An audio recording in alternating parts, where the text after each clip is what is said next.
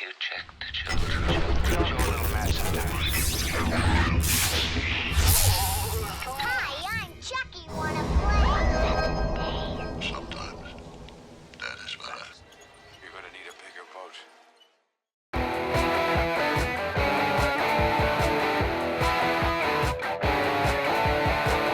Bienvenidos, Freight fans, and welcome to the Horror Show and Phoenix Fan Fusion 2025. I'm Jaime and Fuego, and so very stoked to be joined by the creator, if I'm not mistaken, of the comic I am seeing behind me, David Quiroz. What's going, brother? Hey, how you doing? Thanks for having me on. Oh, dude, so very happy because of the fact that this immediately caught my eye when I walked past it, and I didn't even know that you had any, prior orientation or affiliation with Cecil and stuff, which is pretty rad status. So, Nice. yeah, man, so give some insight as to the creative process of this very craziness that looks rad status to me, man.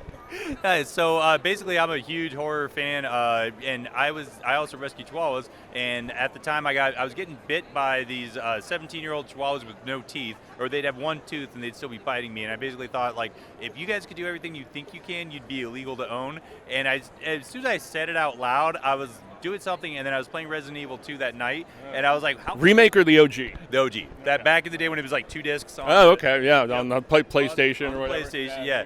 So I'm playing it, and I thought, like, somebody mentioned, they were like, how funny would it be if these were Chihuahuas, not zombies?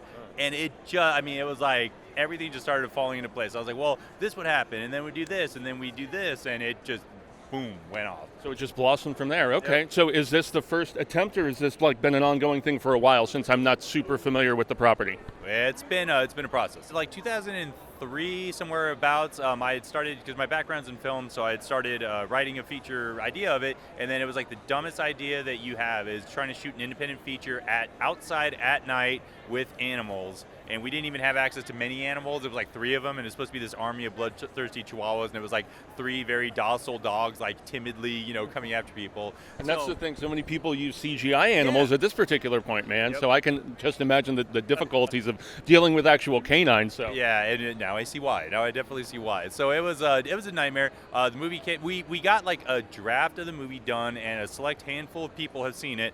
If you were at a few screenings that we did before we shelved it because we were like, this is awful. But every time I told people about the idea, they were like, you have to figure out a way to get this made. But as I got into comic book writing, I asked some artists, like, what do you think about this concept? And artists were jumping at it. Like, the idea to draw Chihuahuas ripping people into pieces. sounds awesome to me, man. Exactly, yeah. So many years later, we finally got a working relationship with enough successful artists to get something going. We did a Kickstarter. It was successful, and here we are 5 issues later. Oh yeah, man. So is it just going to be a mini-series or like an ongoing, or are you still kind of wading through that process?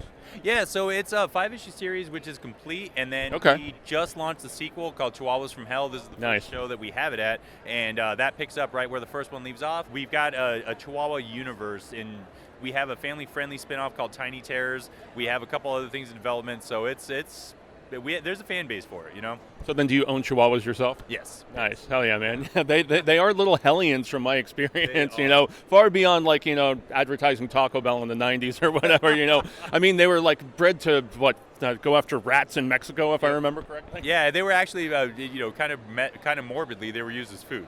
So yeah, I mean, they're little, and they would like march along with people, and then people would just like, hey, we got a moving food train. But if you live in Arizona, like Maryvale had like the Chihuahua scourge, and they made national news that these Chihuahuas had taken over neighborhoods. And yeah, my best friend grew up on 51st and Thomas, man. So right there. Yep. Yeah. Oh yeah, man. So is it going to be collected in a trade, or have you done that already? We actually have a trade paperback, yeah. So it Pitchin'. collects all 5 issues. I'm going to have to obtain it from you. Yeah. So inspiration for the cover then, for everybody to see? I'm sure we'll overlay it, but... It was, I was like, what's the most metal thing we could do with the Chihuahua? And it was standing on a mountain of skulls of the people it devoured. So I can almost see, based on the symmetry of the design, almost like a Day of the Dead, Dawn of the Deadness to it, So I mean, you can even see like the logo heavy metal on it, right? Yeah. Oh yeah, most definitely, man. So then, I mean, obviously with Night of the, I can see where Russo and Romero, where some of that inspiration lies. But what are some other like zombie films that are like go-tos for you? Wow, that's a good one. I mean, okay, so the Romero trilogy aside, because those are just amazing, almost untouchable freaking movies. Yeah. And I mean, I'll be honest, man, I'm not a fan of the remake, Dawn of the Dead. I'm not a fan of Running Zombies. Yeah. I enjoy. I actually interviewed George a number of years ago before he passed, and he talked shit about the Running Zombies himself, man. He wasn't a fan of it. Yeah, So. 'cause I'm like the whole point of zombies, like the zombies themselves are a threat, but it's the fact that we cannot get our shit together to cooperate and to properly defend ourselves. That's the scarier part, and that's what I always really liked exploring with the zombie genre. So zombie, I love the 28 Days Later, even though you could argue they're not zombies, they're infected, rabid people. Are you stoked about the new one? Yes, very much, because that works as a running thing. You can run if you're an infected human. You cannot run if you're a corpse. Different distinction, right? Yeah, you don't have oxygen pumping through your bloodstream in a proper amount to generate energy. So I don't know, whatever. I can go off on that. I can tell, man, getting very meticulous with the mythology. So I mean outside of the Romero trilogy, I think definitely 28 Days Later. I did like the first few seasons of Walking Dead. I thought it just kept going and going. Yeah, and it's still going, dude. They've got like a couple spin-offs with, I mean, Daryl and Negan, and it's just, it's a lot. Good for them. That's amazing. Hey, Kirkman's making a crap ton of money, man. He deserves to, as he deserves to. Being the progenitor of it and everything. Yeah. So you said future plans for the property is you have a second series that is about to start. Remind me once more what that one's called. Chihuahuas from Hell. Chihuahuas from Hell. So, okay. It's basically like it's a typical sequel where you got to go bigger. You got to go, so we do. Camera that shit. Yeah, the camera that, and it literally, it's like a military team shows up to try to clean up the events of the first one. Okay. And I wanted to play with the idea that in American cinema we always think like a group of bearded white guys with automatic weapons is going to show up and shoot their way out of any situation, but they encounter like the next batch of Chihuahuas, and these Chihuahuas are even worse. So is there kind of a metamorphosis or like kind of an upgrading evolutionary sort of bit going down? Yeah, I don't want to spoil what happens at the Okay, end. don't. Yeah. We're going to see where these things come from, and it's pretty awesome. Who was your artist for this? So the artist that we worked with for issue 1 was Jeff Monk out of Toronto. Really good dude, really great artist. He's such a great artist that Todd McFarlane stole him from us. So, oh no! I mean, can't be mad at that. Yeah. Like, so for Spawn or for something else? For us, one of the Old West Spawns. Oh, okay. Yeah. So hey, good for him.